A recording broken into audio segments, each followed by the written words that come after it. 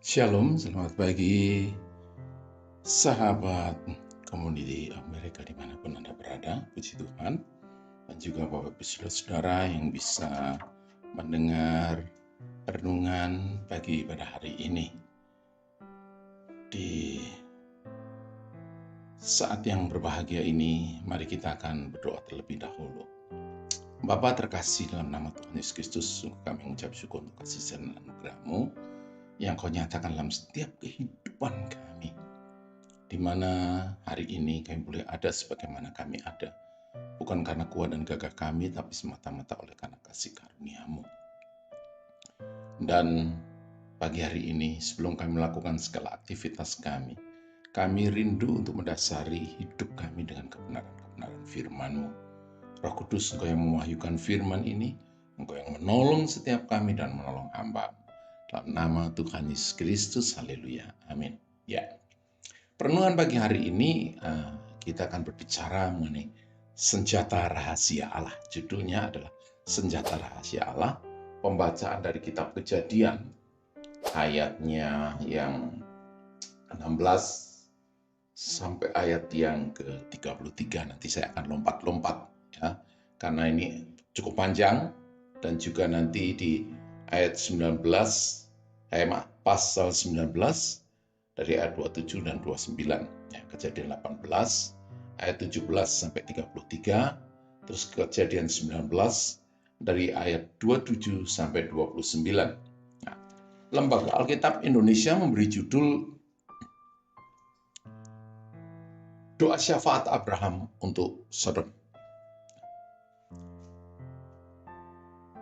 Bapak Ibu Saudara terkasih, kita mengetahui bahwa saat ini penemuan rahasia tentang atom dan kuasa yang diperoleh manusia untuk mengerjakan kebinasaan dengannya. Kita tahu bagaimana rahasia atom begitu ditemukan, ini bukan hanya untuk hal-hal yang baik, tapi berusaha untuk saling membunuh atau membinasakan. Nah, itu adalah rahasia-rahasia yang ditemukan di dunia.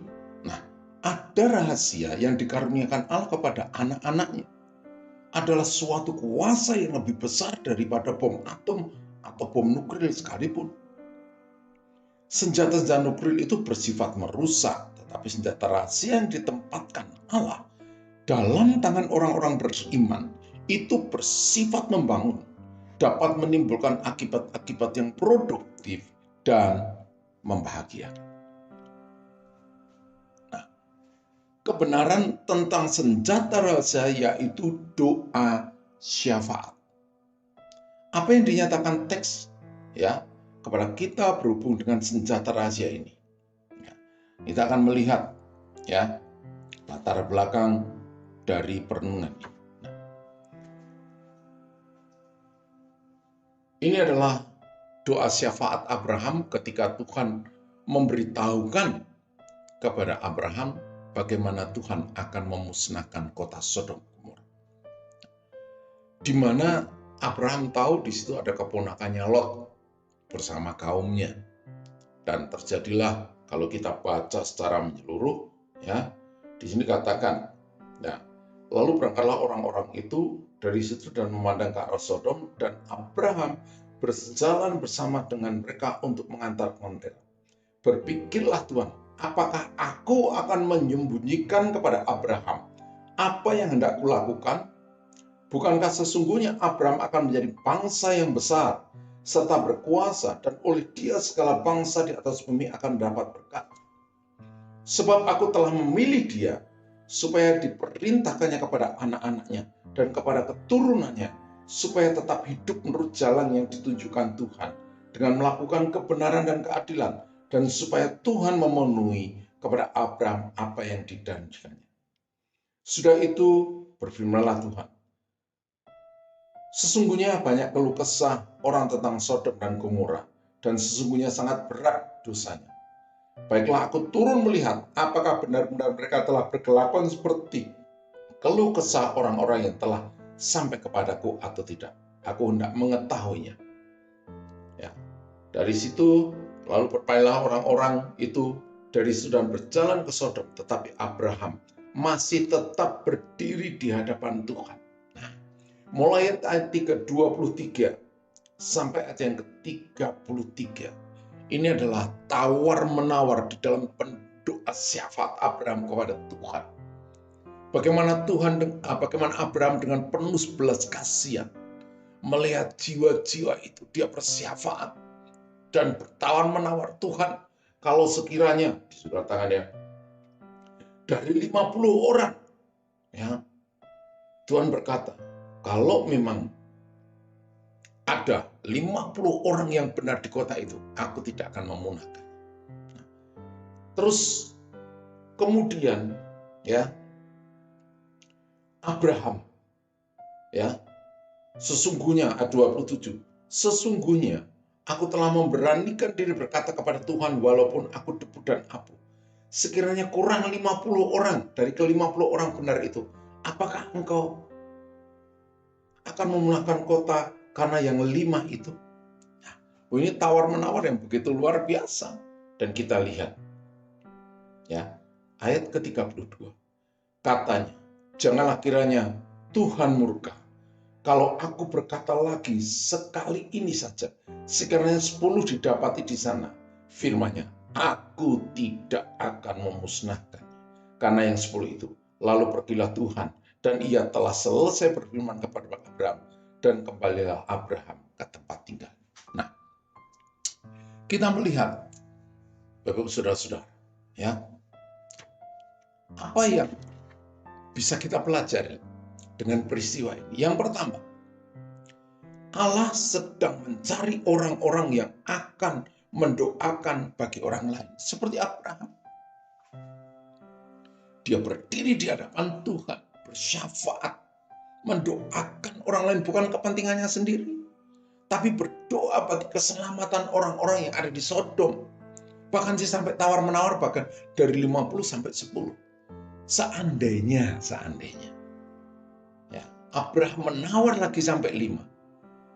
Saya akan percaya Tuhan tetap pada keputusannya. Aku tidak akan musnah. Tapi Abraham sudah tahu bagaimana hatinya Tuhan. Dan dia sudah tahu bagaimana kelakuan dari orang Sodom.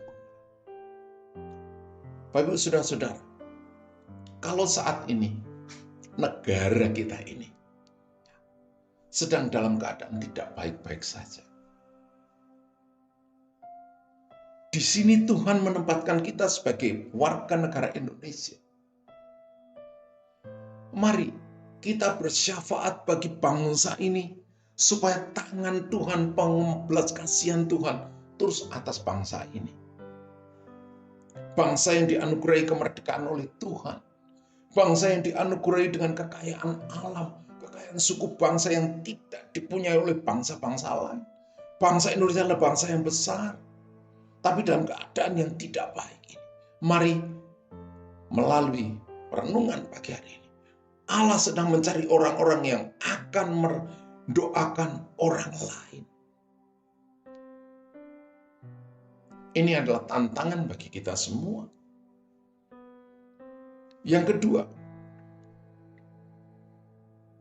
ketika kita menjadi orang yang mau mendoakan, Allah mendengar doa orang yang berdoa bagi orang lain.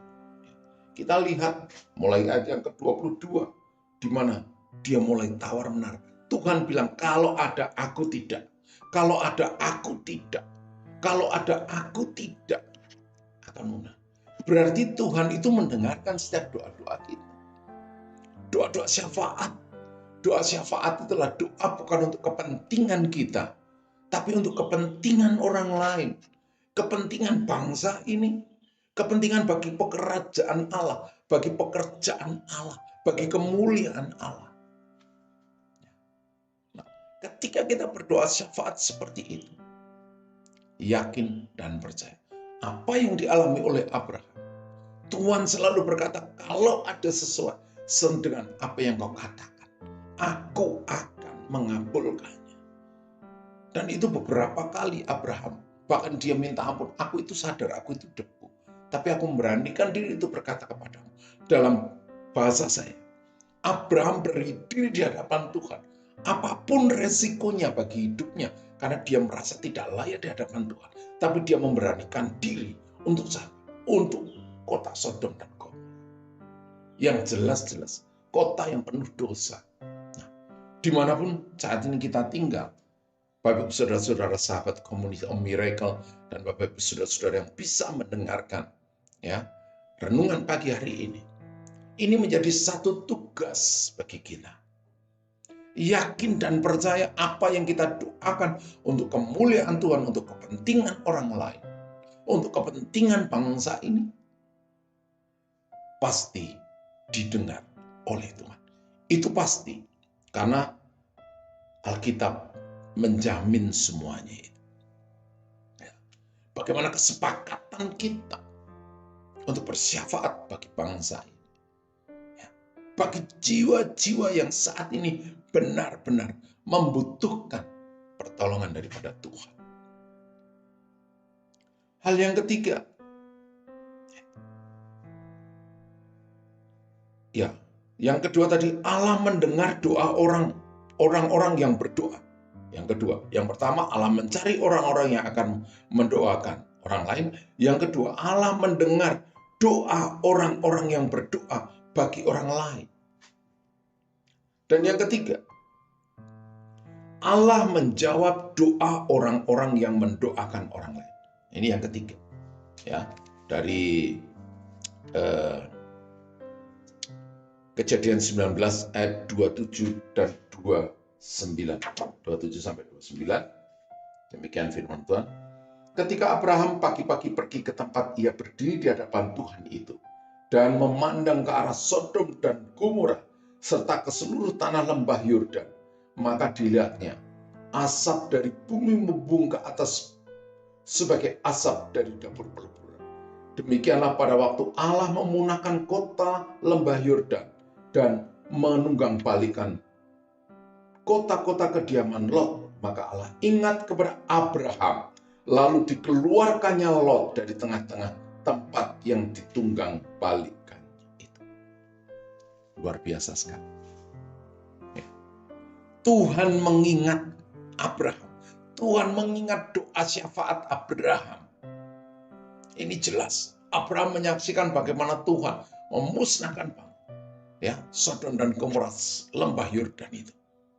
Tetapi ada satu perkataan di situ. Ya. Ayat yang ke-29. Ya. Demikian pada waktu Allah memusnahkan kota-kota lembah Yordan dan menunggangbalikan kota-kota kediaman Lot, maka Allah ingat kepada Abraham. Bukan janjinya kepada, tapi doa syafaat Abraham yang kita lihat di di pasal yang ke-18 tadi. Bagaimana syafaat Abraham? Tuhan ingat sehingga dia menyelamatkan Lot dengan istrinya dan anak-anaknya, anak dua perempuannya. Nah, Bapak Saudara terkasih, mempelai Kristus, apa yang menjadi beban-beban kita saat ini? Yang Tuhan berikan, yang Tuhan nyatakan. Ya. Mungkin di sekeliling kita, mungkin di kota kita. Ya. Dan ini musim pilkada serentak. Kita bisa berdoa bersyafaat untuk kota kita supaya dipimpin oleh orang-orang yang takut akan Tuhan. Kita bernubuat untuk kota kita di mana kita tinggal. Ya, firman Tuhan mengatakan, usahakanlah kesejahteraan kotamu dan berdoalah di mana engkau aku buang. Nah, ini adalah beban-beban kita. Ya. Dan itu hanya untuk kemuliaan Tuhan, bukan untuk kebutuhan kita sendiri. Bersyafaat itu adalah untuk kepentingan kemuliaan Tuhan, kepentingan pekerjaan Tuhan. Kita berdoa untuk ladang-ladang misi, misionaris-misionaris, dimanapun mereka berada. Kita kenal tidak kenal, kita memberkati, mendoakan mereka. Ini kan satu hal yang sangat begitu luar biasa. Baiklah, pagi hari ini kita belajar 3 hal. Dari pengalaman Abraham dengan Tuhan. Yang pertama, Allah mencari orang yang akan mendoakan orang lain. Yang kedua, Allah mendengar doa orang-orang yang berdoa bagi orang lain. Yang ketiga, Allah menjawab doa orang-orang yang mendoakan orang lain. Amin, puji Tuhan. Mari kita akan berdoa. Bapa terkasih dalam nama Tuhan Yesus, terima kasih untuk kasih setia dan anugerah-Mu. Ya, kami mau Tuhan menjadi orang-orang yang berdiri bagi bangsa ini, berdiri bagi kota kami. Dan kami mau berdoa untuk pekerjaan-pekerjaan Tuhan secara khusus di Indonesia. Berikan hikmat-Mu, berikan pengertian-pengertian yang daripada-Mu Tuhan. Sehingga kami boleh berdoa sesuai dengan kehendak-Mu. Berdoa sesuai dengan hati-Mu Tuhan. Sebab kami tahu, Indonesia dalam hati-Mu. Indonesia dalam rancangan. Indonesia ada di dalam hati dan pikiran Tuhan. Dan biarlah itu Engkau impartasikan bagi kami Tuhan. Terima kasih. Kami juga secara khusus berdoa untuk Ibu Pendeta Lydia Leni Kansil. Yang hari ini Tuhan, Engkau tambahkan 1 umur lagi bagi hamba-Mu ini. Kami yakin percaya ketika Engkau memanggil hamba-Mu ini untuk melayani pekerjaan-Mu, untuk mengembalakan kekuatan yang daripada Allah, hikmat yang daripada Allah, marifat yang daripada Allah, itu menyertai pelayanan-pelayanan dari Ibu Pendeta Lydia Leni Kansil ini Tuhan. Hamba-Mu berdoa di dalam nama Tuhan Yesus Kristus. Tuhan anugerahi kekuatan, kesehatan, dan kesanggupan yang daripada Engkau untuk hamba-Mu ini boleh melakukan segala sesuatu yang saat ini Tuhan percayakan untuk hamba-Mu ini melayani. Berkati keluarganya, berkati pelayanannya, berkati anak-anaknya Tuhan, dan berkati juga jemaat yang digembalakannya. Dan kami percaya Tuhan, melalui pelayanan hamba-Mu ini, nama Tuhan dipermuliakan. Kami juga berdoa untuk pengurus Community of America, baik dari pengurus, ketua umum, komisi-komisi yang ada, pengurus-pengurus komisi, bahkan pelayan-pelayan Tuhan yang bergabung di dalam Community of America. Tuhan memberkati kami semua, sehingga benar-benar community ini, of Miracle ini, boleh menjadi berkat bagi banyak orang, dan nama-Mu dipermuliakan. Hanya di dalam nama Tuhan Yesus Kristus, kami berdoa dan mengucap syukur. Haleluya. Amin. Puji Tuhan. Shalom. Selamat beraktivitas.